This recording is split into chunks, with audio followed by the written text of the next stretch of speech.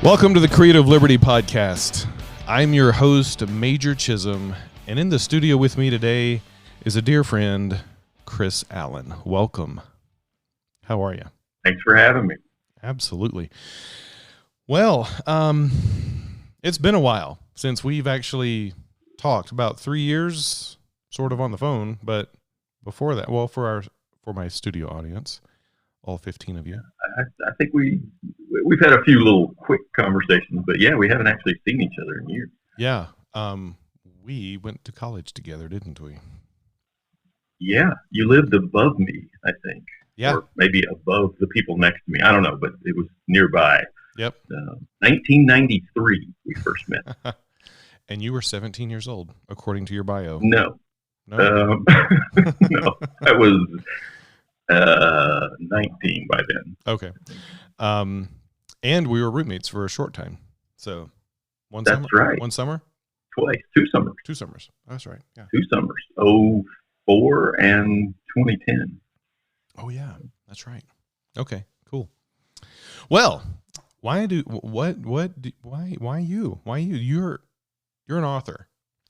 I am. Chris I am. Allen. And so we can go ahead and clear up the confusion with the author Israel Allen versus Chris Allen. Let's do it. My name is Chris Allen, and that's what I expect people to call me. I don't pretend that I'm, somebody other than I am, but there are a bunch of authors named Chris Allen. Gotcha. And so for branding purposes, Israel Allen, I came up with that, in the late 90s. I liked the way it looked on the page. And of course, you need something that looks decent on a book. And so anyhow, chose Israel Allen. And so much of my stuff comes with that label on it. Not everything, though. Some of the things that I put out will have my real name on it. And then I also use another pen name, Terry Pryor. So anyway, it's all branding stuff so that you kind of know what you're getting and that it doesn't get mixed up with all the other Chris Allens out there. Gotcha. So Israel, I don't know. I'm sure you've told me. I was trying to think what your middle name was, but I don't know that it's not Israel, is it? No. Israel came from when I was working on my first novel. I was listening to The Waiting. I don't know if you know the band The Waiting at all. Yeah. But one of their songs opens up with this line, "Call me Israel," and I was listening to that album a lot, and I liked that song. I liked the entry, and actually it was weird. It's one of a handful of albums that I was able to write to really well when I would get stuck. Put that on and be able to be more productive. And so anyway, I kind of wanted to honor that. And then, I don't write what I would call Christian fiction, but I am a Christian and it influences a lot of my stuff. And so I feel like my characters are often wrestling with faith in some way. And of course, Israel means he wrestles with God. And so and I thought, well, that fits. It looks nice on the page. It fits sort of thematically what I'm trying to do as a writer. So Israel Allen made sense. And at that time, there were no other Israel Allens that were famous in any way. Now there's a guy who, I guess it was on Britain's Got Talent. There's a British singer named Israel Allen as well. But other than that, if you go Googling for Israel Allen, you're going to get one of us. Nice. And that's it. Whereas if I use my real name, it's millions of hits and all kinds of crazy things. It's hard to find. Right. So I went with Israel. Nice. Okay. That clears that up. Israel Allen, Chris Allen. So, backstory. Tell me your love of like reading and writing and how you got into it, and kind of bring us kind of to today. Wow. I don't think we have that kind of time, but I'll see what I can do. No, I don't remember learning to read. My parents taught me to read long before school. I remember one of my earliest memories of language is being in kindergarten on the first day, and not in an arrogant way at all, but just confusion as the teacher started going over the basics of the alphabet and beginning the process of teaching students to read, and looking around and going, wait, you guys don't know this? Like, I learned early enough that to me it was like, walking and talking. It was just one of those things everybody could do. And so anyway, I always loved reading as a child and started writing very early. I don't really remember beginning to write. I remember always writing. So even as a very small child, writing poems and little stories and songs and things like that. And so it's just always part of who I was. Started to get more serious about it in high school, really more with poetry than fiction at that time. I wrote a ton of poetry when I was in high school and in college, most of which is just hideously awful. I've seen some of it in recent years, and it is so bad. I used to go and perform poetry at this coffee shop in Asheville in the 90s when I was in college. I would work here in the summers. I live in Asheville now. And I would go and do stuff, and I always got really good responses. And so I thought, oh, my stuff must be good. And then I would send it to magazines and stuff, and never could get anything published. And so, and what I figured out years later was that I was just really good at public performance. I'd been on stage my whole life, and so I could get up and do this thing, and people enjoyed it, but the work was crap. So I had no idea that was the case. And so anyway, I started writing stories when I was in college. I had to write a short story for a creative writing class, and then that particular story was about this sort of conflict. This guy had asked a girl out, and then she didn't show up. And so anyway, I don't remember all the details, but the point is, it occurred to me after I wrote the story, like, well, what if her side of the story is completely different from what he thinks it is? And so then I wrote this other story that was about why she didn't show up, and had almost nothing to do with him, but was like her perspective. And then that grew into what became my first novel, just sort of playing with perspective. That story is, what do we call that now? Asheville Stories 95, 96 is now the name of that thing. Okay. Out there. People buy it. They want it. That's under Terry Pryor. But in any event, wrote that piece, and that kind of got me into the bug of, okay, I want to write novels now. I had written poems and short stories up to that point, but that made me want to be a novelist working on that project, although that thing isn't really a novel. It's what we call a novel in stories. It's a bunch of short stories that sort of add up over time. But in any event, that kind of got me going. But it took a long time from then to actually writing another novel. 8 years, I guess, before I finally wrote another one. I used to think I was a writer, and wasn't really, which is kind of a hard thing to explain to people, I think. I've come to understand that if you write, then you're a writer. But if you think about writing, you're something else. I don't know what you are, but you're not a writer. And for a long time, I thought a lot about writing and didn't really write very much.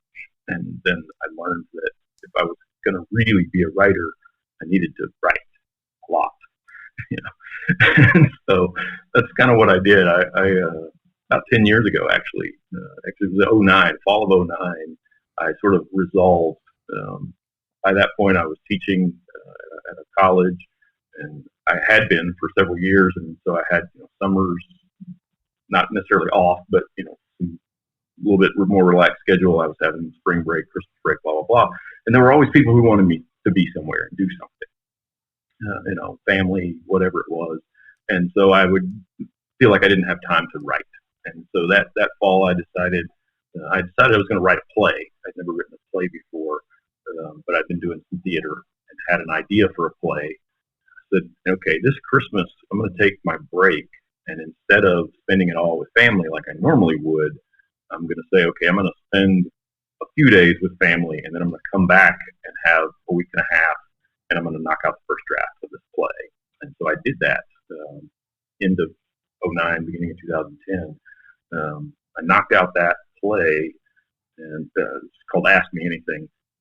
And it took about a year to get it polished and revised, went through a lot of drafts, had a lot of people who were involved in theater read it, and we actually did a table read long before it was ever really done, so that I could hear what it sounded out loud, and that was helpful, and then I put it together again.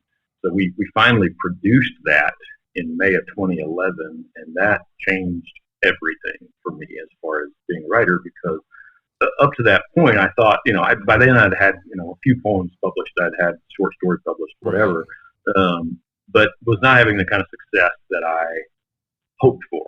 And so, you have these doubts, people tell you that it's good, or, I went to MFA school and, got in, which obviously means you don't completely suck, but, that kind of stuff, but you still don't have a lot of confidence. But you put on a play, people are going to react how they react. They don't know you. They don't owe you anything. They don't care how you feel, and so either they're going to laugh where they're supposed to laugh, or they are not, and they're going to, gasp and cry when they're supposed to gasp and cry, or they're not. And whether you've done your job as a writer if the show works. And Wow. So, the live theater thing helped because they did laugh where they were supposed to laugh, and they did gasp, and they did cry, and, they did, stand up and cheer when the show was over, even though it was, 150 people who didn't know me from Adam. And so, granted, obviously, a lot of that is the cast and doing their job as well. Creative, the theater is an innately collaborative creation. You can't do it on your own. I mean, I suppose you can do a one-man show, but typically that's not the way that works. So, I can't take all the credit for that. But at that point, I knew, okay, I can create something that has the impact I'm needing for it to have. Right. And so since then, my level of productivity has gone up dramatically. Since then, I've written at least one novel or a play every year. Wow. And had, several of them produced. So anyway, that experience of getting to see a genuine audience reaction changed my perception of my work, and it continues to. I mean, I continue to do plays and have them produced, and I'm able to see that reaction live and know, okay, yeah, that line works. Oh, that line doesn't work. That's a problem. I need to revise that. It makes a huge difference, and that affects ultimately how I write fiction, because I have a clearer sense of what an audience can process and what an audience cannot process, and that changes the way I write. Even when I know I'm not going to get that live response, it'll have to be wonderful. Gotcha. Anyhow, that's I think that gets us up to now, basically. So in terms of my process as a writer. Right. So, and I knew you was with you through most of that as a writer. Would you say you're a writer now, or are you a playwright? Well, I am a writer, and that includes being a playwright and a novelist. So I mean, I've had novel published and so forth. At this point, Ian Baker's 45 came out in 2016, which was an interesting experience. Oh, he's got a copy. I have a copy. It's not. This is a podcast, so you can't see it. But you bring that with you to North Carolina, and I'll sign it. Okay, good. I'll do that. Yes, Ian Baker's 45. That's a fun story. The book is a fun read, I think, but the cover is an interesting story. The publisher had intended to put an entire. I don't know if anybody can see this. I don't know how this works when you're posting these things. Well, I'll post this as a podcast, but I'll also post this to my YouTube channel. So if you want to describe the cover. Yeah, well, so the original cover that they had produced had a 380 on the cover. That's not a 45. And I immediately had a reaction and had to have a conversation with them about the fact that you can't have a book called Ian Baker's 45 that centers around a Vietnam era 45 pistol and put a 380 on the cover. We had to have a chat, and the reason they'd done it is that they didn't have the right photos, and they didn't have the money to go out and get it done. And so I did that myself. That gun belongs to a coworker, and I took that photo. That's awesome. But yeah, that's how that works. So yeah, that experience was not. I don't want to get into the details, but working with that particular publisher was not great. But it was nice to have something out there. So the response, those who have read the book, it hasn't sold as well as I would have liked. I don't guess there is a number that is as well as you would like.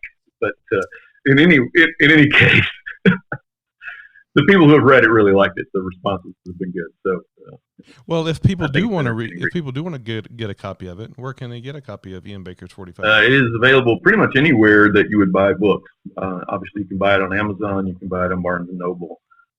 It's available for Kindle and Nook and Kobo as well. Yeah, so those are all out there.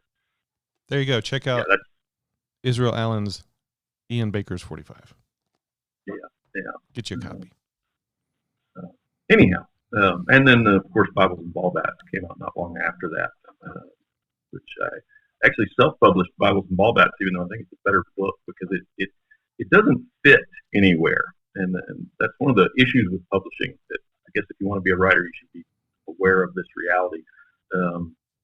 You can't have a lot to do with Christianity in your work and be expected to be published by somebody other than a Christian publisher, because the secular world does not want you to mention the name of Jesus ever. That's just not a thing, unless you're, showing how awful somebody who claims to be a Christian has been. Then you can do it, but otherwise, you got to keep that out. And so, they wouldn't touch that book with a 10-foot pole. But it didn't fit in Christian market publishing at all because it is an incredibly violent story. It's about some boys who are trying to rescue an orphan from human traffickers. Gotcha. So I don't want to give too much away, but it is a very brutal story. If you've ever read the Book of Judges, it's that level of brutality. It's rough, Yeah. Anyway, it is a rough story, but again, you can't do that in Christian market publishing.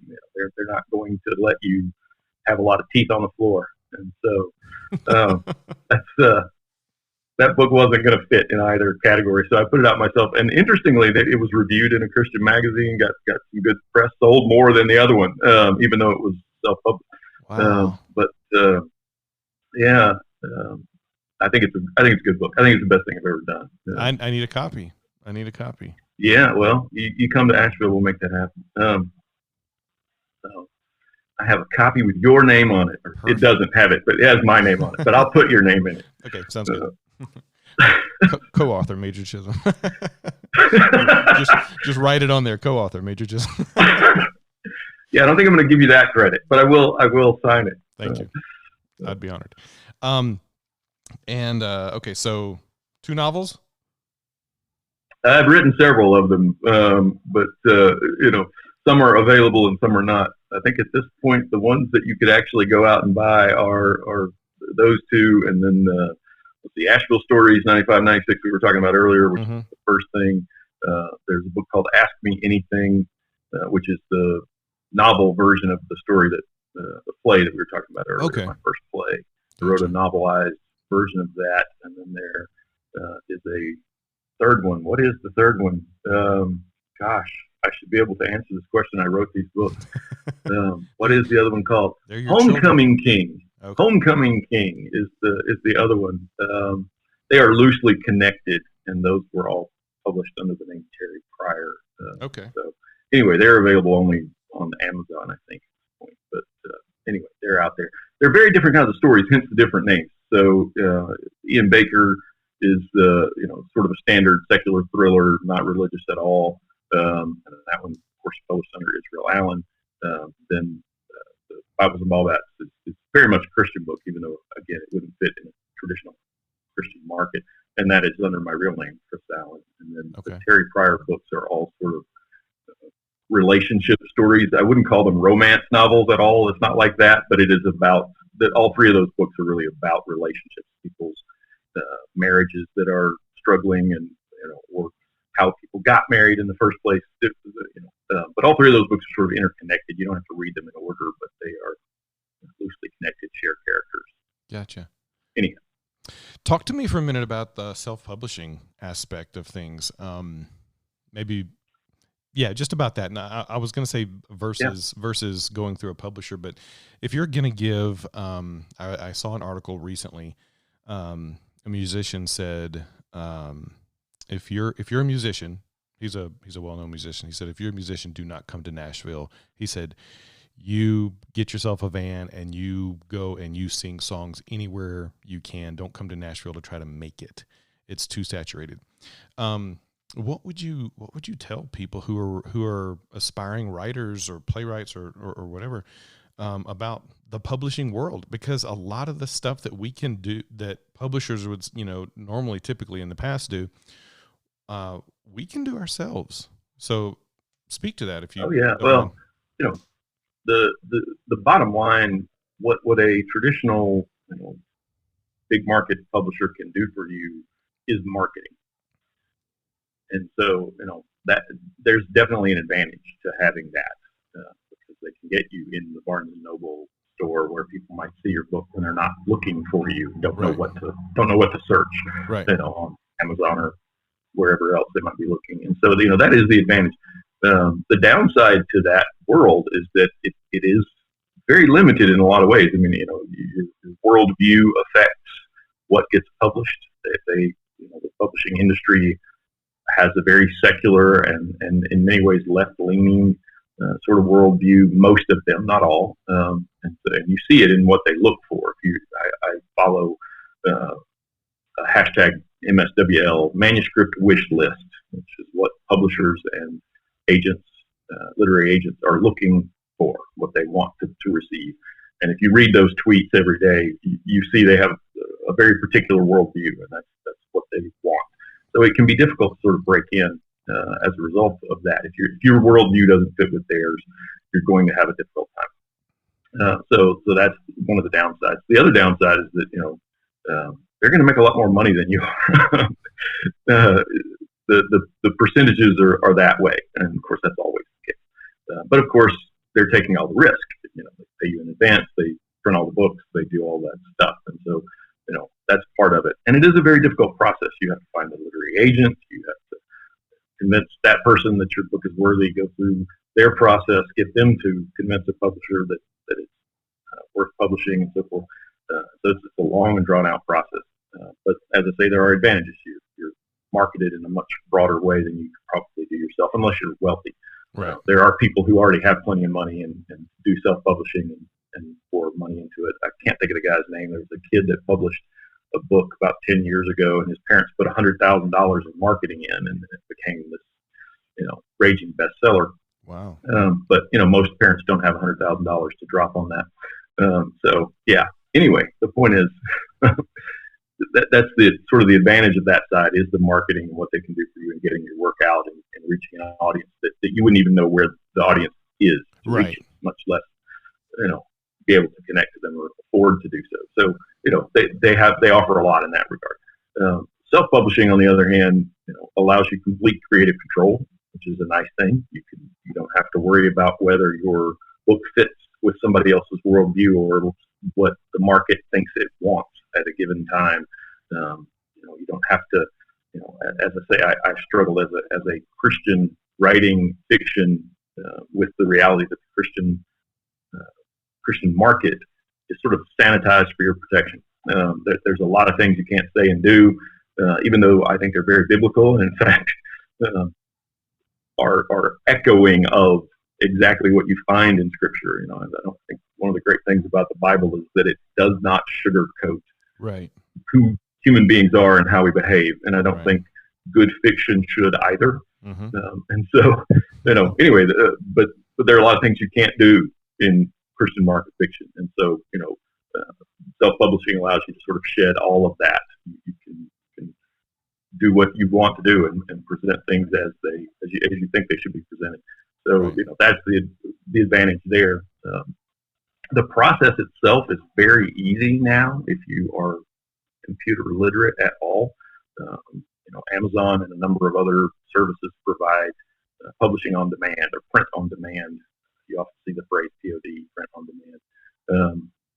You go in and put in your file, so you create the interior of the book on Word or whatever, get it set up, and then you put it into their system, and it'll tell you where you've made mistakes. You can review it and look through it and see whether your formatting is actually working properly, if you've got that all straight.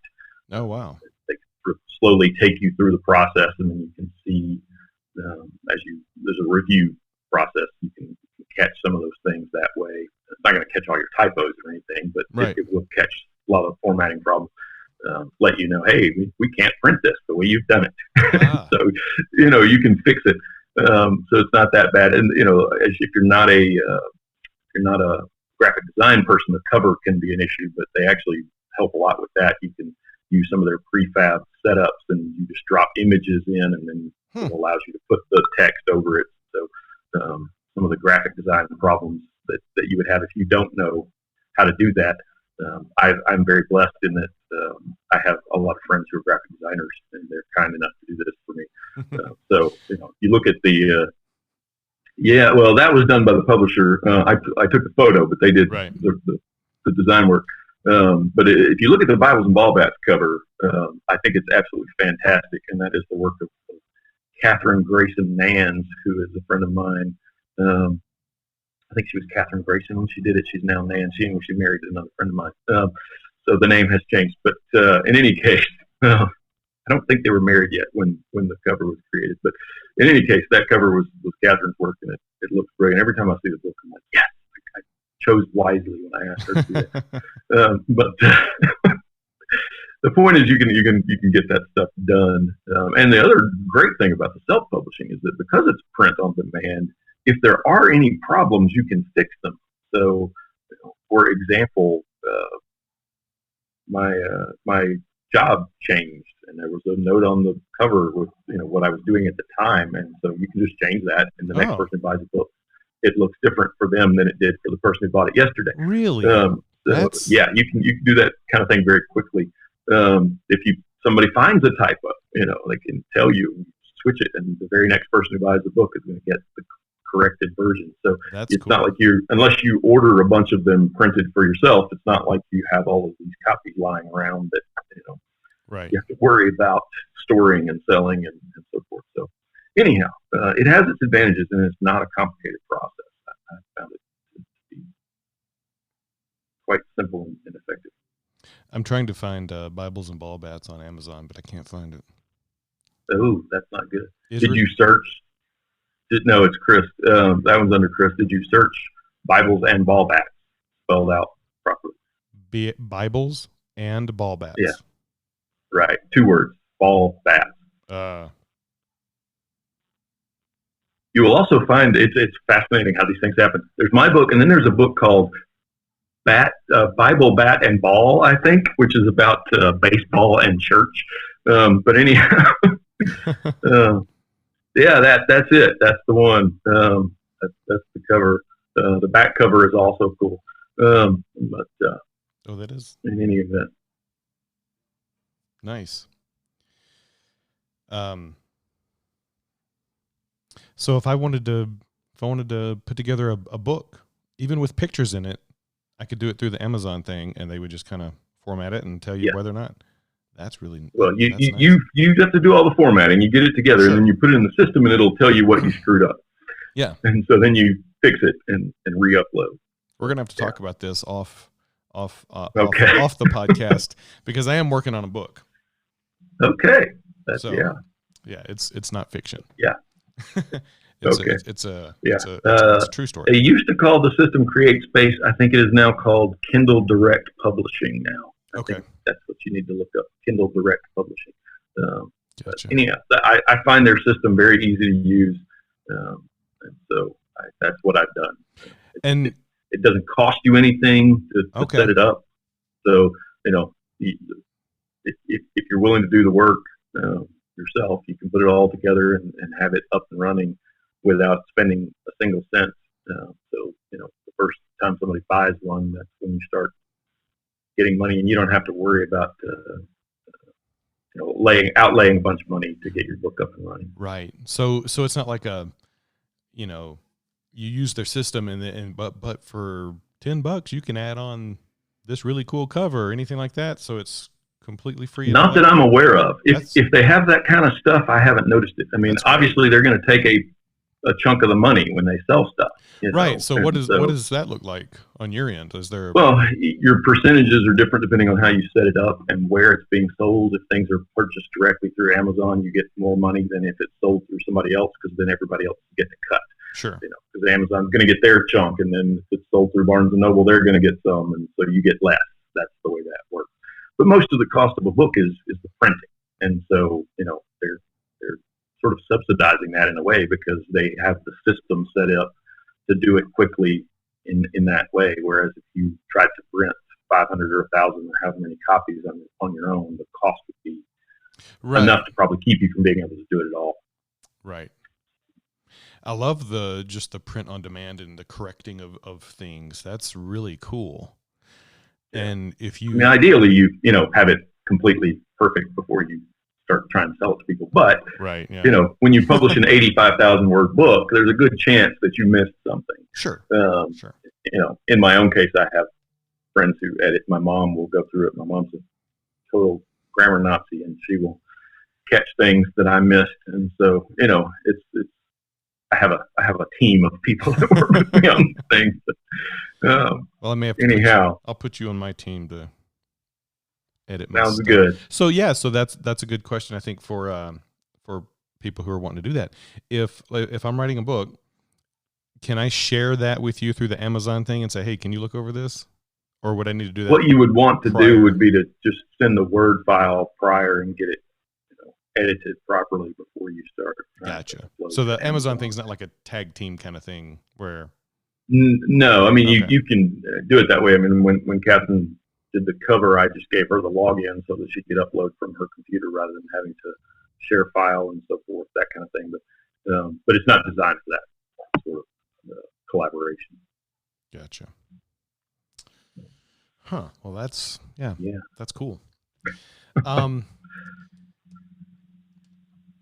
What you kind of mentioned it earlier with the poetry, because it's always one of my questions when I'm talking to artists and people who make things. I even asked my woodworker friend Nate, what's the one thing, or is there one thing? I have a painting in my garage that is horrible, but I keep it because it reminds me that I make garbage sometimes. And is there something you've written in your past, whether it be poetry or whatever, that you just look at and go, it's just garbage?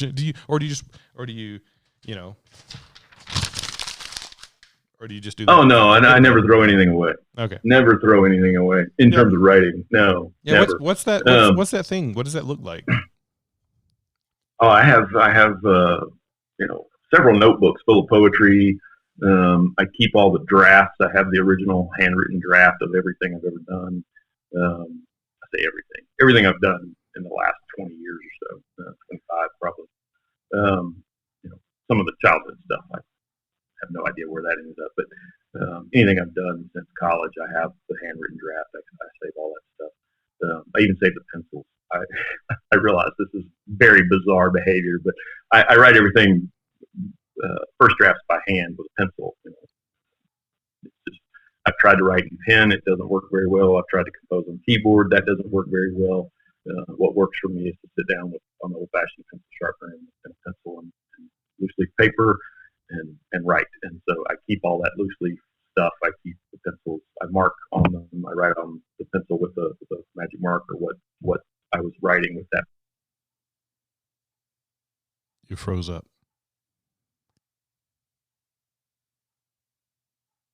Oh, you froze up. I'm not. I hope you're still recording. There you are. You're back. Okay, now you're back. You're back. Now you back. Froze up too. So okay. Okay, that was weird. It says my internet connection is unstable. Also, during this podcast we're actually doing a Zoom, so we can see each other's faces. But I do know that with Zoom, is there a time limit? 30 minutes, something like that. I have no idea, and I don't know what it will do. That's a good question. We'll find out. If not, we'll figure it out. I will need to take. If it kicks us off, we can get back on. Yeah. So, well, this would be a good time for. Let me finish that thought. You write on the side of the pencil with. I just make a note of what it was I was writing with that pencil. So, Gotcha. I think, so I can look at it and go, oh, I wrote, Ian Baker with that pencil. I wrote Emerald Heist with this pencil, whatever. So that yeah, I think it's but in terms of keeping bad stuff, I mean, some of the stuff that's even out there available to read, I kind of am uncomfortable with at times. The Asheville Stories book that was my first novel, it's available for people to buy and read, but I'm not going to argue that it's my best work, but I keep it available because I think it's interesting, and there are people who actually do love it, and so I wouldn't want to keep it from an audience that somebody who this is exactly what they want to read, even though I might not want to read it again at this point. But at the same time, I think it's healthy to see the progression of a writer. I think often we, as aspiring writers, we have the idea that you just sort of show up and you're, Ernest Hemingway out of nowhere, and it doesn't work that way. And so I sometimes think it's helpful for people to be able to see the progression of, okay, if you read Asheville Stories, you can see that, I think there's value in it. I wouldn't have it out there if I didn't think it was any good. Right. But you can definitely see the next book I wrote was Homecoming King. And I think if you read Homecoming King, you can see that I got a lot better between those two books. And so, I think that's good. I think it's good as a writer to be honest with the world that, hey, this doesn't just show up whole. It's the process. And so, you can see that, and hopefully that what that does for a reader is to say, oh, okay, maybe I'll write something that won't be great, but that'll be part of me getting to writing what I really want to write down the road, and have it be as good as I want it to be. Mm-hmm. So I'm willing to, if somebody thinks some of those early books are just not very good, I'm willing to suffer whatever shame they want to throw at me for putting that out there. As a way of being honest with other writers that, hey, you can start here and get better. Right. Yeah. And I think getting better is important. I hate it when a band comes out and goes, this is the best album we've ever put out. Well, then you should stop, because you can't get any better than that, and but well, I would hope that every album they put out, they feel like is the best album they've ever done, because it should be better than the previous. Exactly. But that doesn't mean they can't make a better album later. Right. Although probably they can't. I mean, that's the issue with music, and with writing generally. I think, you're going to put out something that is the best thing you'll ever do, and that probably won't be the last thing you ever do. Right. You may get better as a writer, as a songwriter, as a painter, as whatever, and do, some things better, but that doesn't mean the whole will be better. Right. At some point there's going to be something that was your best work, but that doesn't mean there's not value in all the other work. I mean, let's say I write 50 books over the course of my life.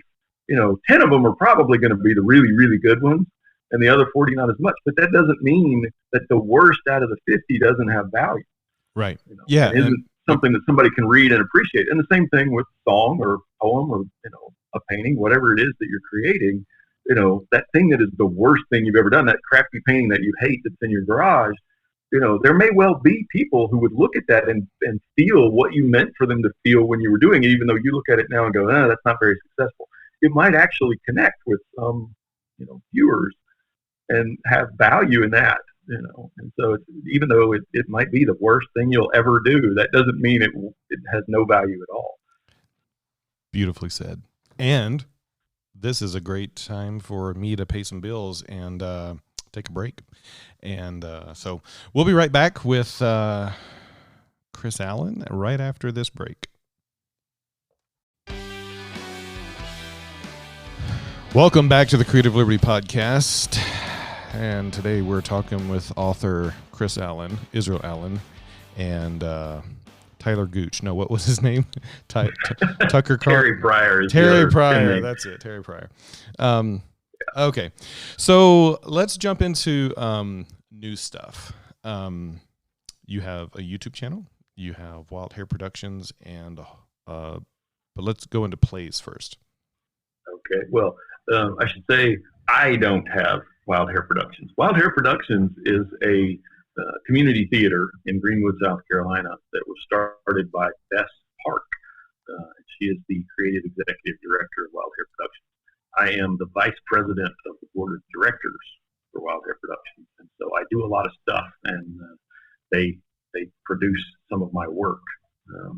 One of the things that we talked earlier about how you get books published. If you want a play published, the way that works typically is that you find somebody who's willing to do it. First, you've got to write the thing, obviously. Right. And writing plays is very different from writing books because live theater has all sorts of limitations. There are things you can put in a book or in a movie, you can stop and start and edit and so forth, that you just can't do on stage. Everything has to be able to be physically on the stage and happen in real time. And so I've taught playwriting classes, and it's always tough to get people to grasp the difference between a movie and a play. And that's really the biggest difference is you got to be able to physically do the thing. Right. You froze up. There we go. So, yeah. Anyhow, so first you got to write the thing, but then you have to get somebody to produce it. And put it on a stage somewhere. And then once it's produced, you can start submitting it to play publishers. Okay. So Wild Hair does some of my plays, one of which was published recently. I say recently, back in July. The Emerald Heist, which is a little dinner theater murder mystery. Takes place on a train. It was it's actually one of the more fun experiences I've had as a writer. We were asked, Wild Hair was asked to train at a train museum. So they do this every year. They have a fundraising event on, and so they asked, hey, can you put on murder mystery or something like that in the train car? And they had actually done that a couple of times in years past, but they didn't have a new script for this year's event. And so they just said, hey, Chris, can you write a play that can be performed on a train? And so, okay, that's a fantastic sort of puzzle to figure out. And so I wrote The Emerald Heist, which takes place on a train, and we did it, and it went beautifully. We had a great time. We did 2 shows on the train car. Went over really well. I was surprised. You never know whether your sense of humor is going to play with a group or not. Right. And so, and that show is so my sense of humor. Because I wrote it very quickly, I wasn't trying to please anybody but myself. And so I wrote something that I thought was funny. And evidently other people think it's funny too, because, not only did it go well when we did it, but it was taken by the publisher immediately, put out as quickly as they could get it out. Came out last July and has been produced by 18 different theaters. Wow. All over the world, actually, mostly in the U.S., but it's been produced in Ethiopia and Canada, and it's scheduled to be produced in Australia, depending on whether their COVID shutdowns allow for theater. It's supposed to happen at a school in Australia in June, so we'll see if that plays or not. But anyhow, it's gone really well with the Emerald Heist. But if you're looking for a dinner theater murder mystery, you can look up the Emerald Heist Pioneer Drama Service. It's the publisher. So they're in Colorado. They're not that far from you. Pioneer Drama Service, outside Denver. I forget the name of the actual town. Okay. Actually, their address might be Denver. It's in that area. But yeah, really good people to work with. I've been very pleased with my experience with Pioneer.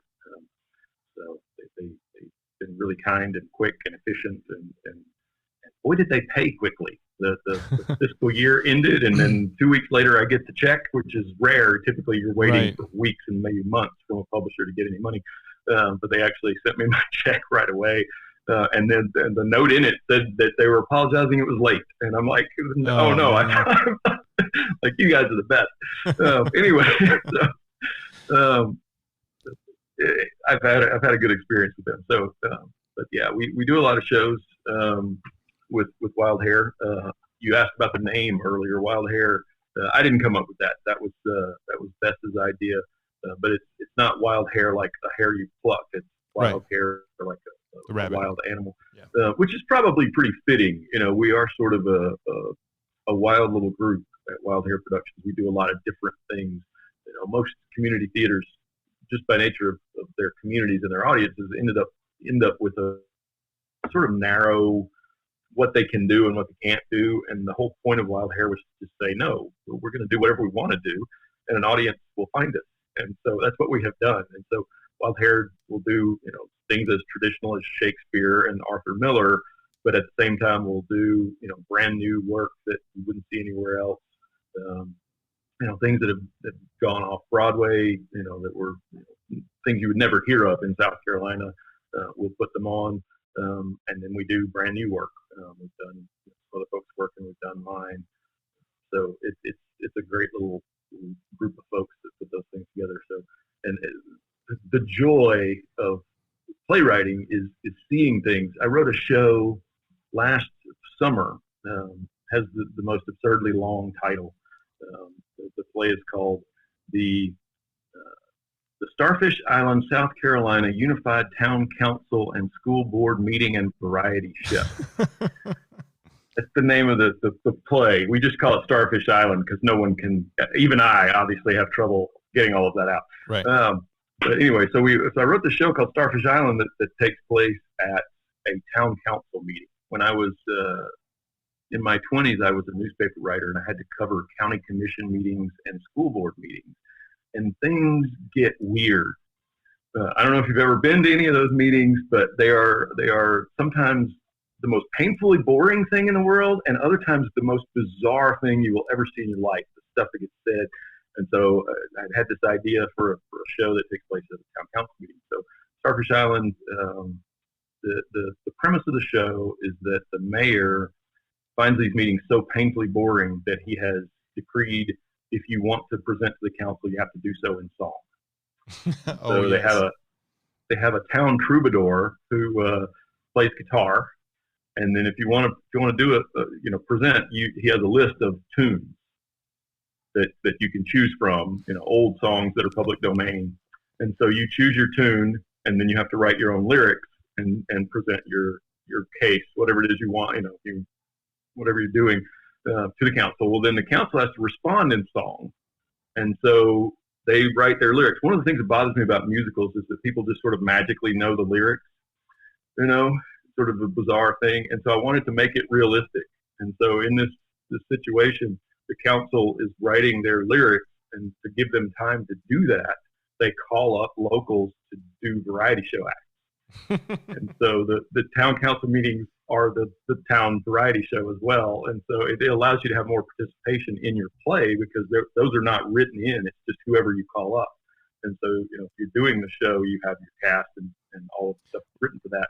But right. The variety show acts are whoever you get to come perform. And so it's different every night. You don't know what you're going to get. It's fantastic. Anyhow, but that was, the joy for me as a writer. I was not in the show. I didn't direct. I didn't have anything to do with it. I showed up for the first reading, gave them some explanation of kind of how I thought of some things. And then I turn up opening night. And the show that I see is the show that I wrote, but is also something else entirely. Yeah. Because you've had a director and a cast of a dozen or so people who've all added their stuff. And that is the joy of theater to me, is that you get this, creative stew that happens. And, sometimes it can go bad, but most of the time it ends up having, way more flavor than anything you would have cooked on your own. Right. And what Wild Hair is like. You might go to a Wild Hair show and see something as traditional as Shakespeare, but you might see something that's experimental like that, and anything can happen. So it's a fun group to work with. It's really good. Which I guess leads. I'm just going to keep talking. Keep talking. You're filling the space, and I love it. So. The other thing that I've been doing lately, because of theme, we can't do shows. Right. Theaters are shut down all over the country, and so which is a huge problem for groups like us because you still have to pay rent and you're not bringing in any money from the shows. So we've been doing a lot of fundraisers, and to try to keep the name out there and keep things going, I've been writing short plays that we do on YouTube. Okay. One of the problems with the there's no sense of, it's not like you can order streaming rights when you sign up to do a play, when you contract to do a play and pay the royalties to do that. There's no option to check the box for streaming. That's Right. just not how this is done. And so, it's not like we could just turn any of our plays that we were hoping to do Mm-hmm. into an online version and do it that way. It's just not set up for that. And so, I had to create new work that then I own the copyright to, and so I don't have to worry about that. And so I've written 3 different short plays in the last few months that we've produced as online work and put up on YouTube, just to keep it going. So those things are out there for people to watch if they're interested. And those are under the name Wild Hair Productions, correct? Well, they're actually on my channel, which is just because it was the easiest thing to do at the time, which is Total Perspective Pub. That's one word. Total Perspective Pub. Right. Short for Total Perspective Publishing, which is the label I use if I self-publish things. Gotcha. The channel is Total Perspective Pub, but the videos we consider to be produced by Wild Hair Productions. They're under that label. So yeah, but if you go to YouTube and just search Total Perspective Pub, you'll come to our channel, my channel, and it has our work on it. But yeah, there are 3 new plays that have gone up in the last month and a half, I guess. Mm-hmm. Short plays, all around 12 minutes. So one is a sort of sequel to Starfish Island, about the town council trying to figure out how they're going to enforce social distancing on the island. I watched that one. That was hilarious. Thank you. I enjoyed that, and those are the original cast members except for one. We had to make one change. Just the lady that played the secretary was not able to join us for that, unfortunately. Although the lady that took on the role in the video had played another role in the show, and so she is an original cast member, just not playing the same role. Gotcha. Anyhow, we had a lot of fun with that. We've been trying to keep people entertained, but also remind them that theater is a thing and it's important, and hopefully we'll get it back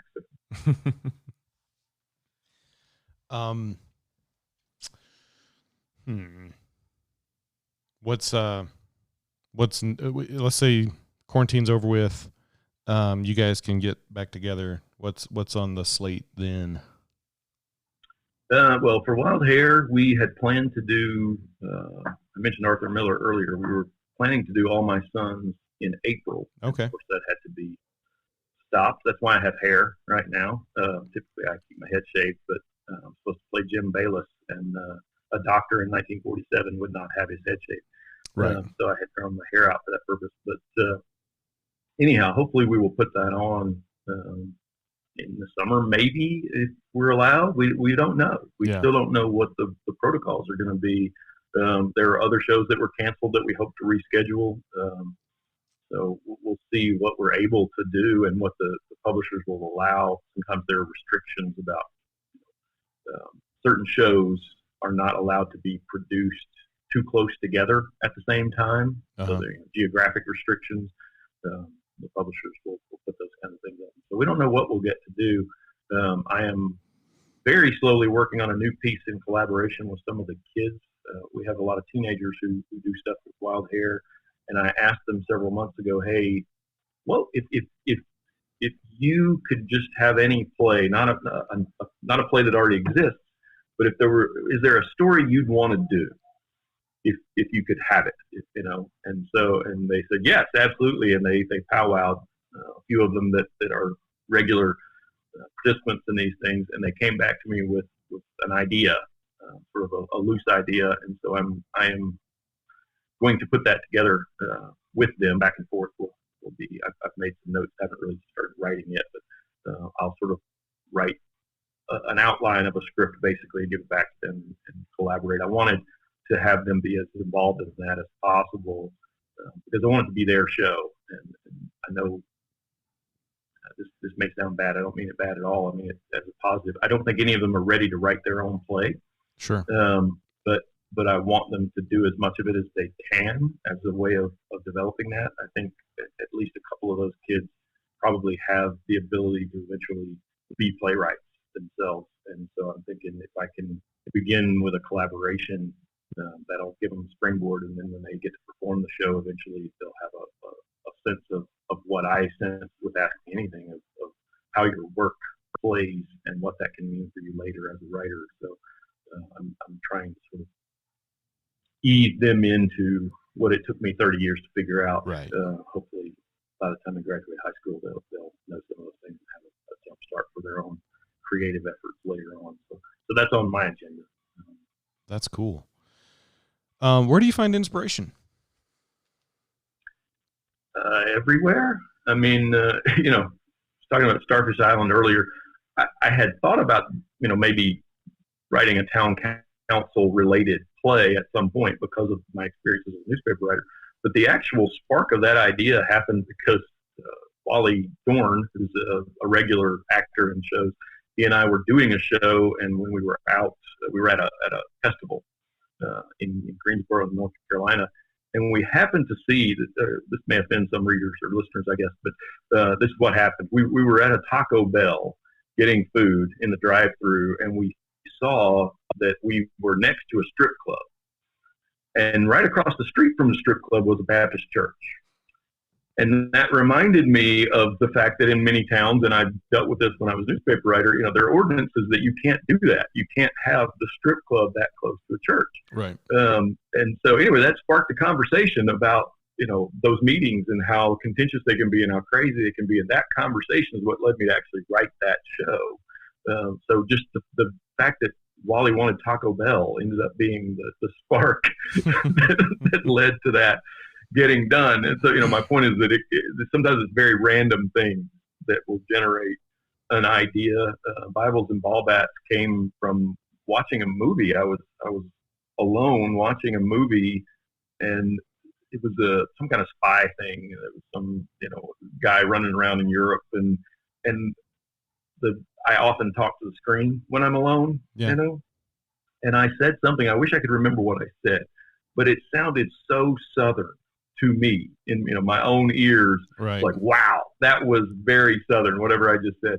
And it occurred to me that you never see Southern characters in action stories unless they're the villain. Right. Like it's just not a thing. And they're always either they're evil or they're idiots. Sweet Home Alabama. Come on now. That's not an action film. This is true. Yeah, God loved Reese Witherspoon. She's one of the very few Southern people that actually present Southernness in a natural way. Right. Yeah, it's always this caricature of Southern life. But anyway, the point is that it started with that germ of an idea of what would it look like to have Southern people in an action story, and became something far more important later. That story deals with the very real issue of human trafficking. But it started out with just this silly idea of I want some, wild-eyed Southern boys in an action story. I want to see that, and nobody's willing to do it, so I have to write it myself. Which I guess is sort of fundamental to what I do as a writer. I write things I want to have. Right. I write things I want to read or I want to see, or I think that would be funny. So it's in many ways a very selfish process because I'm creating things that are really for me, but hopefully connect to a broader audience. Right, absolutely. I paint for myself. I mean, unless I'm doing a commission piece, but yeah, when I'm doing my own stuff, there's an audience. Yeah. What's the weird question?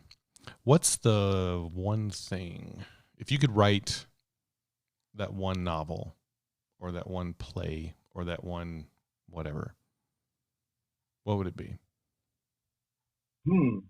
Like if you could write. I have a list that's very long. Yeah. Okay. Good. You mean that one thing that I absolutely want to get done before I die? Yeah. Yeah. Gosh, I don't know if I had to just pick one. I don't know what that would be. Or you just talk about 3 or 4. I don't care. Well, I mean, I have a lot of notes about what I think will be a trilogy dealing with a second American Civil War. I don't want to get too political, but I think if we don't start behaving better and treating each other better, we probably will have a second Civil War, and it won't look anything like the first. It won't be divided geographically; it will be an ideological conflict. Sure. And so that's sort of what I'm envisioning in this story about teenage boy dealing with really the aftermath more than the war itself, of a second Civil War. Anyway, that's on my agenda. One of the things that I hope to write soon, actually I hope to write that soon, but one of the other things that I want to write, I get frustrated with action stories either in book or film because people do stupid things all the time. You know, the characters always make bad choices. And it's very obvious as a writer why that happens. It happens because the writer knows if they made the right choice, the story will end too soon. Right. I need them to do something stupid in order to create the next problem that will continue the story. And so, you know, as they used to say about Dickens, he's trying to keep the end away from the beginning. Right. You know, that's the work. I want to write an action story where the character makes the right choice every time, but it still doesn't work. You know, like somebody who's actually following all those rules that you have in your head of what you should do in these kinds of situations. I want to write a story where he's deliberately, consciously following those rules and doing the right thing, and yet it continues to just go haywire. Yeah. You know, and so anyway, that's on my agenda. I wouldn't consider those all that, you know, deep and meaningful, but they're fun things. The first one, in some ways, I suppose, is deep and meaningful. Again, if we don't start being more conscious of how we're treating our neighbors and how we're thinking about our neighbors, particularly those who disagree with us, I think we're headed for a very bad place. You know, I don't want to get into political conversation, but sure. I think both sides are very guilty of that we are not conscious enough of the reality that those are human beings that we're in conflict with. Right. I agree. If we don't stop acting the way we're acting and start loving our neighbors a little better, I think we're headed for a very bad end. Anyway, so that has some value, I guess, in pointing that out. I don't tend to write social commentary. It's not really my goal. Right. I'm happy to make it in other environments, but not in fiction. Yeah. Stephen King once said, if you want to preach, get a soapbox. And I think that makes sense.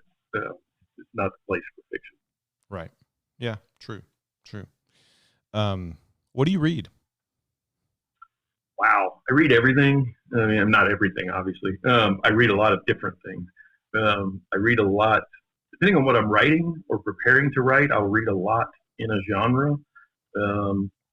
I wrote over the summer, right after the play that we were just talking about, I wrote a new novel over the summer and just finished revisions a couple months ago on a novel that takes place at a theater festival. As I mentioned, I've done those. I've done a few of them.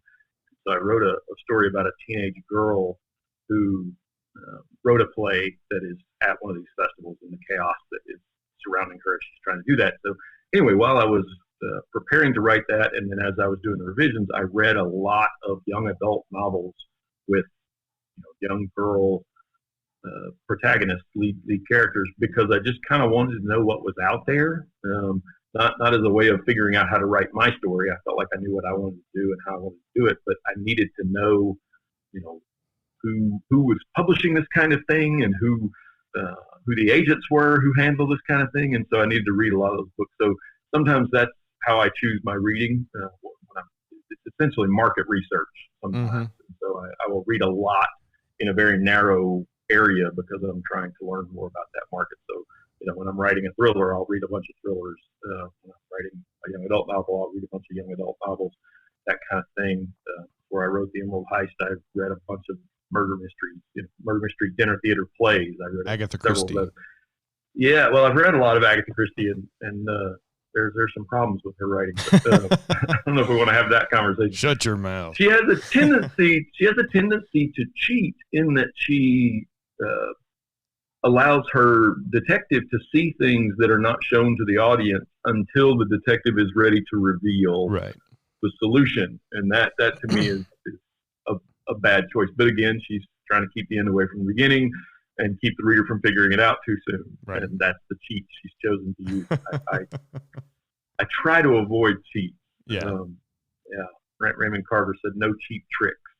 Actually, no, that was I think it was Ezra Pound that said no cheap tricks, and I think it was Raymond Carver who said no tricks. And cheap or otherwise. And then there's the band Cheap Trick. So yes, which is a totally other thing, and I enjoy Cheap Trick, or did. I haven't heard them in a while.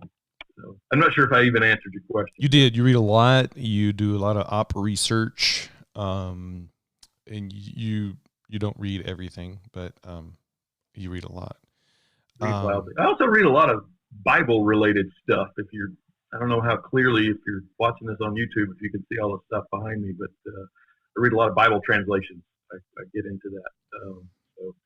On this shoulder, there's Robert Alter's translation of the Old Testament, which is brilliant. Nice. His commentary is fascinating. I'm not sure if he's even religiously Jewish. He is ethnically Jewish, but he's an expert on Hebrew and a lot of other Semitic languages from the region and the era, and so he has a lot of insight about the cultures that were around the Israelites when these things were being written, and that helps not only with language but understanding the cultural relevance of some of the passages at the time. Particularly. For me, particularly, a lot of the Levitical codes and how that would have fit in with the cultures, the broader cultures around them, the importance of distinguishing themselves by not doing what the other people were doing. Right. I would enjoy a lot that. Of insight to that. So, I would recommend that. Anyway, I read a lot. I read a lot of variety. You can see over the other shoulder some Charles Mann books about one is about America before the arrival of Europeans. 1491? 1492 is the first one. Or no, 1491. 1491 I have is that the one book. about beforehand. It's a great book. Absolutely fascinating. Yeah. All about Native American culture prior to Europeans' arrival. And then the other book is 1493, which is about the Columbian Exchange, essentially how the back and forth between Europe and the Americas changed the world. Anyway. So, I try to read a little of everything. The world is an interesting place, and there's no way I'll ever learn everything I want to learn. No, with as much time as we have. I mean, minus quarantine time. But I had another as a Christian, and you touched on it earlier. You talk about you talked about judges and writing stuff that's brutal. But as a I don't know if this is more of a commentary or statement or a question, but how do you keep away from the cliche? This is, I know you and I know how you do it, but for our audience's sake, I mean, like, what's the question I'm trying to ask? Like, you write things that are real, and Christianity's messy, and the cross was messy, and all that, but I feel like I hate that term. I think, or I believe that when you're producing a piece of art, even as a Christian, I don't know what I'm trying to say. Take it away, Chris. I'll tell you what I think. Tell me what you think. What I think, and what I'm trying to get to, because I don't know exactly what you're trying to get to, but I'll tell you how I feel about it. Yeah. What I think about it, which is this. I started reading the Bible for myself when I was 7 years old, maybe a little earlier, and have done so almost every day most of my life. So right. I'm 45 now. So I feel like I have a pretty good grasp on what's in there. I've read the thing cover to cover probably 13 times in the last 10 years, something like that.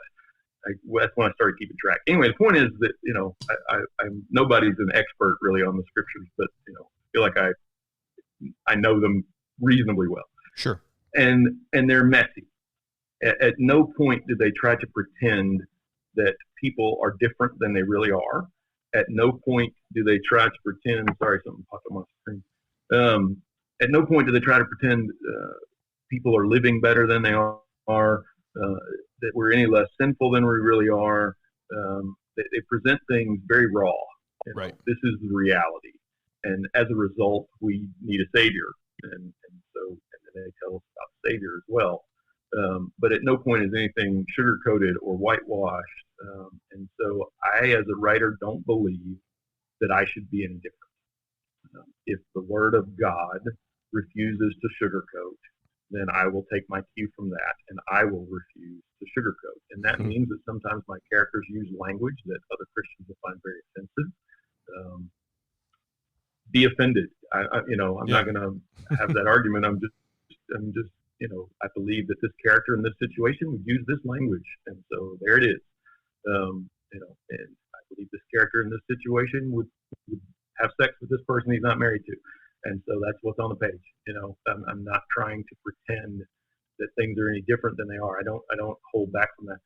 At the same time, I refuse to put something out into the world that I think is celebrating sin or pretending on the other side, pretending that these things are less destructive than they really are. Right. You read a book like Homecoming King, which you mentioned earlier, the main character is a womanizer, and there's a lot of sex in that book.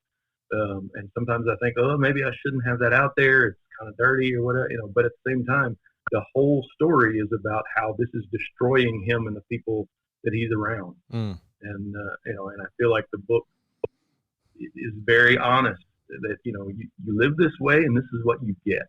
Right.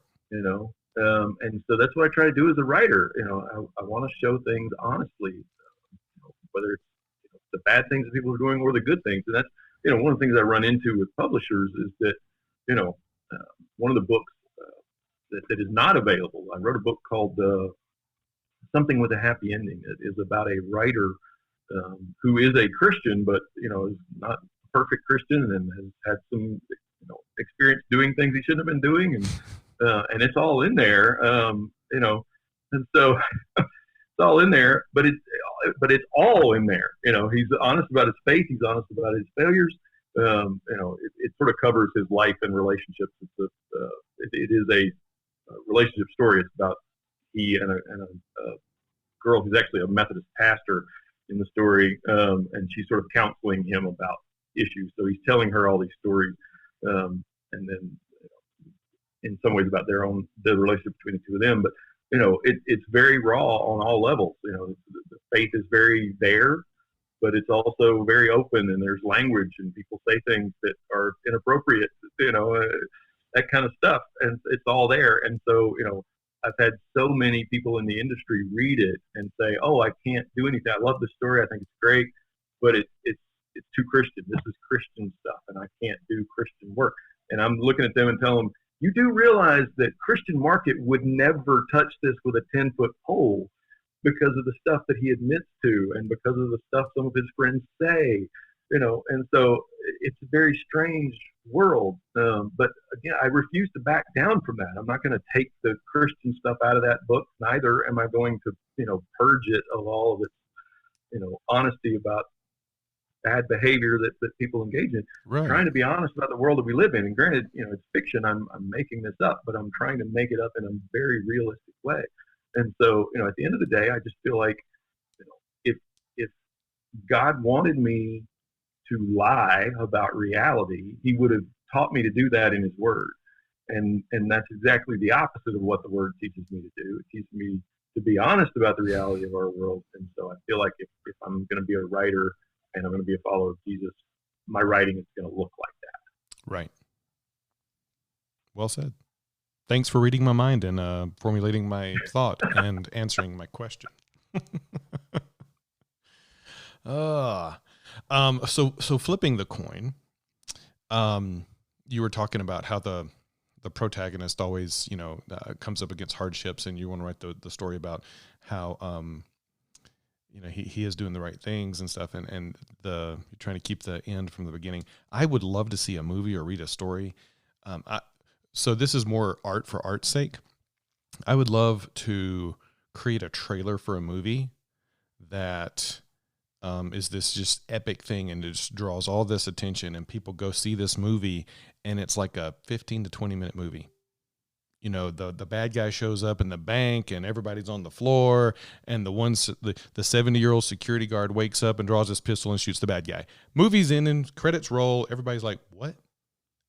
But the trailer is all this other stuff, and so and I would love to see a, you know, like a book, you know, I'd love to read a story about the most boring couple ever.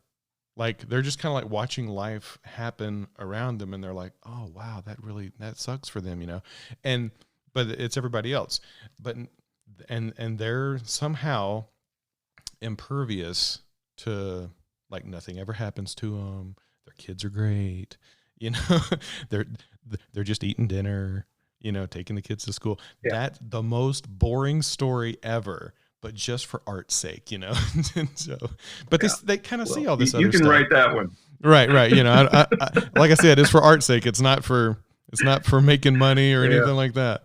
But it would just be funny. It's not all about money, but I mean, part of it, you know, the thing is, I enjoy the process, and that doesn't sound like an enjoyable process to me. Of course not. You know, where nothing happens at all. Although there are books like that, you know, people do write books where almost nothing happens, and I wonder sometimes, how did you get this published?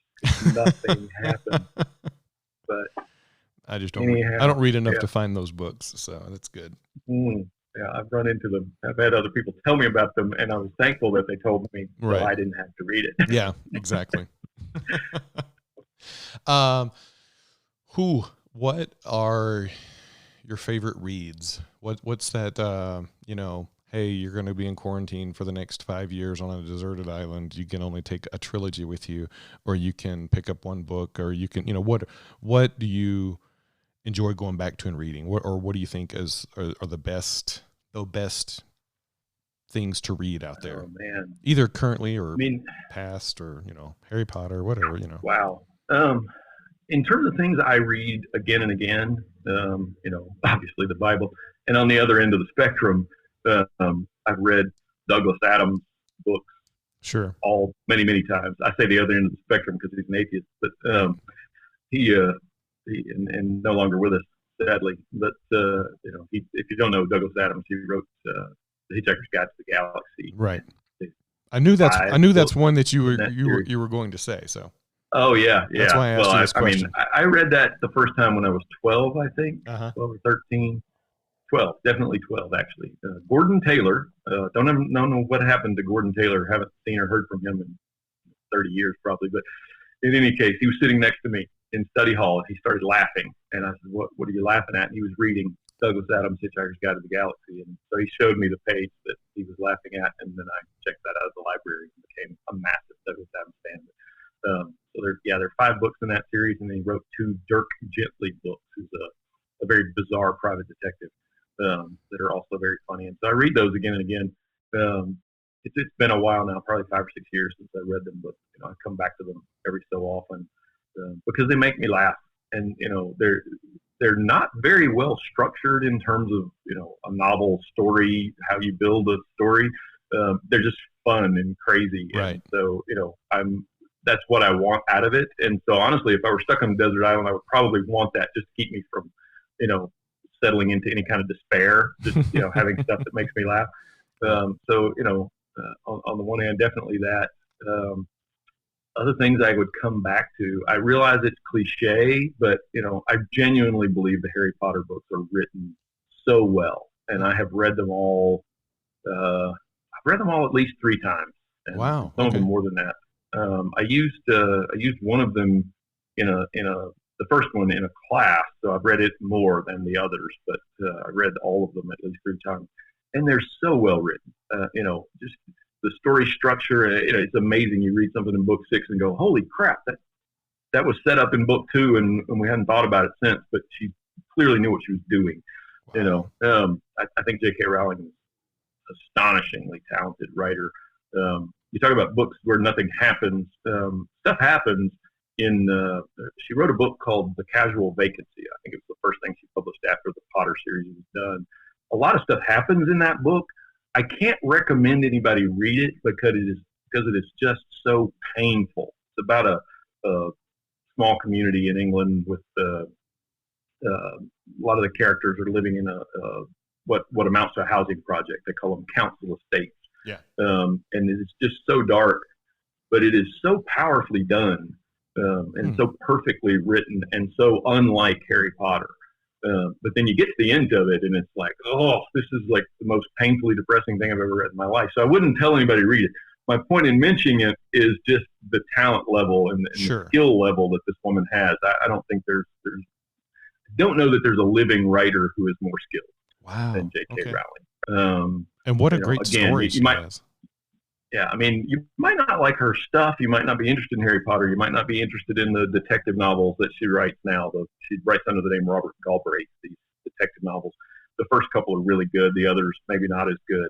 But my point is that, she clearly knows what she's doing. There's no doubt. She can write the wizards and whatnot. She can write detectives. She can write a very personal sort of, quiet story about, a small town. The woman can write. Can't take any of that away from her, whatever you might feel about Harry Potter. But I enjoy those books. I've read them, like I say, at least 3 times. Other things I come back to, gosh, I'm trying to think, what do I come back to? If I had my other bookshelf in here, I could tell you better. I've read Madeline L'Engle's A Wrinkle in Time and the other books that go with that many times over the years. I think those are brilliant. She was brilliant. I've read her as a writer. One of the things I would recommend to anybody, writer or an artist, is she wrote a book called Walking on Water: Reflections on Faith and Art, which it's primarily just a sort of, it's not even a how-to book, but it's a book about what it's like to be a writer and be a Christian. She was a Christian. She died maybe 12 years ago now, but in any event, she was a person of faith, and that was part of why she did what she did and how she did it the way that she did it. And so, anyway, I learned a lot from her just about discipline and how you think about your life as a writer. And the book is not just about the writing itself, but about how writing fits in with being a mom and being a grandmother and, being a person of faith and all the other things that are part of her very full life, I think. Anyway, it's a great book. And I've probably read that 4 or 5 times over the last 25 years. My aunt gave me that book when I was in college. Would highly recommend that. Okay. Putting it in my cart to check out. Yeah.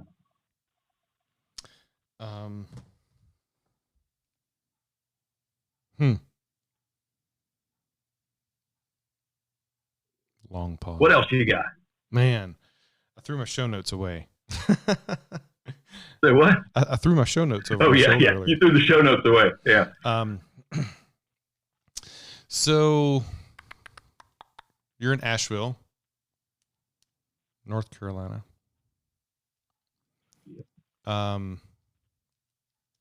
Yeah, I don't know what else I got. I don't know. I tell you, it's nice here.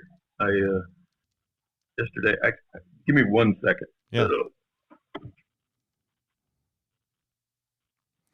While he's going to do whatever he's doing, y'all can support this podcast. My nose was about to drip. I didn't think the YouTube audience would want to see that.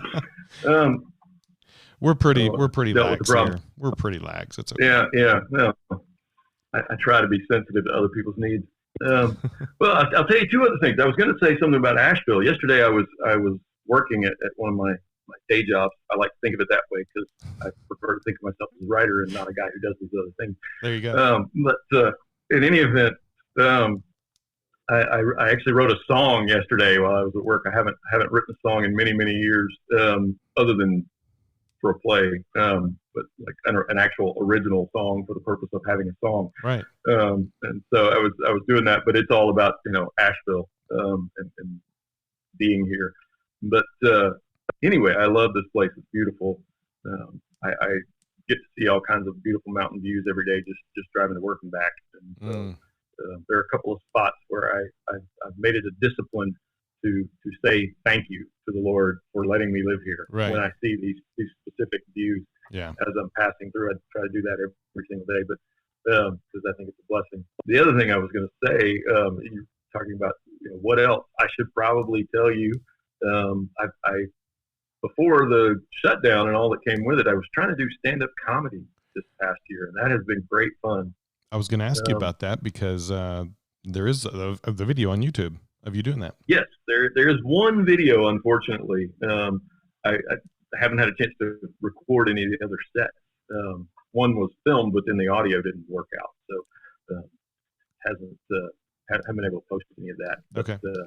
No, I probably have about an hour's worth of material at this stage that I've worked out, and I do hope when we're allowed to get back on stage, I will be doing a one-man show. You asked earlier what else we would be doing. Right. That is on my agenda. I want to do this one-man show that's sort of mostly stand-up comedy, but a little bit of a TED Talk almost, just about fun. Christianity in America.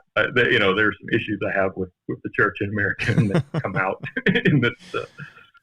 In part, things like what we were just discussing with the issues of being a Christian writer, a Christian artist, and how so often we're expected to, whitewash things. Right. I just don't buy that at all. No. Anyway, I wrote this one-man show, which I have called Sociopath for Jesus. And I hope to get a chance to perform that later this year. Hopefully, we'll see how things go. If they record it, you have to post it. Or I will. And actually, I've had conversations with a friend of mine who runs an internet channel, has a TV channel that he wants to run the show. Oh, fun. So he's of a similar idea from what we were just talking about with Christian art. He's a Christian guy and has what essentially is a Christian channel, and they do some of the very basic kinds of things you'd think of on a Christian channel. There's a show where they just pray for people and stuff like that, but it's not just churchy stuff. He wants to just have entertainment that is from a Christian perspective, even though it might not be particularly evangelical or have any, so often we expect Christian entertainment to have somebody get saved or somebody have some profound emotional, spiritual experience or whatever. And he's like, no, it's not really what we're trying to do. We'll have that now and again, but, good. Being able to put out entertainment from a Christian perspective that, is just sort of normal stuff and, is not the big moment of anybody's spiritual life, but maybe some other event that's occurring in those stories. So anyway, he's talked about wanting to put this on there. So hopefully I'll get to do it. Hopefully we'll be able to have crowds in the rooms and not have to worry about that. And I'll be able to perform that. And eventually that will be available to watch. That would be cool. I got nothing else. I mean, other than just catching up with you offline. I think this I think this has been fantastic for our audience and for those who are listening, just wanting to get into writing or playwriting. Thank you for your insight and wisdom. Especially those people of faith who might be thinking, oh, I've got to whitewash this, or I've got to make this my grandma's going to be reading this. Your grandma, she lived a life. She knows what it's like. So it's okay. Yeah. My mother is exactly the kind of person that they might think that of and be worried about. And yet she's my editor. She's the last person who makes sure all the periods and commas are where they belong, and so they can handle it. It's okay. Yeah, exactly, dude. Thank you so much. It is. Thank you. I'm glad to do it. It's been fun. So good to see your face. Don't hang up. Don't end this Zoom meeting. I won't. I won't. So one last time, Chris Allen, Israel Allen, and Terry Pryor. Named after my mother. That was her name when she was young. Her name is Teresa, but everybody called her Terry when she was young. And so that was her maiden name Pryor. So I chose that name to honor my mother. So so Chris Allen, Israel Allen, and Terry Pryor, Terry. Terry Pryor. Gotcha. Are the names I write under. Your ghostwriting names, or your real name. Pen name. Pen name. That's it. Right. Pen names. Yeah, that's the term you want. Yeah. Just again, it's just a branding thing. It's just so people know what they're getting. Sure. If you pick up an Israel Allen book, there's probably going to be some violence and a mystery. If you pick up a Terry Pryor book, there'll be some relationship stuff, that kind of thing. And if it has my real name on it, it'll be obviously Christian. Yeah. So that's awesome. All available on Amazon or anywhere you want to get your favorite books. All of ththose books are, I guess, 5 of them that are available on Amazon, and then the play is available through Pioneer. Right. That's handled differently. You don't just go and buy a play. Right. Way.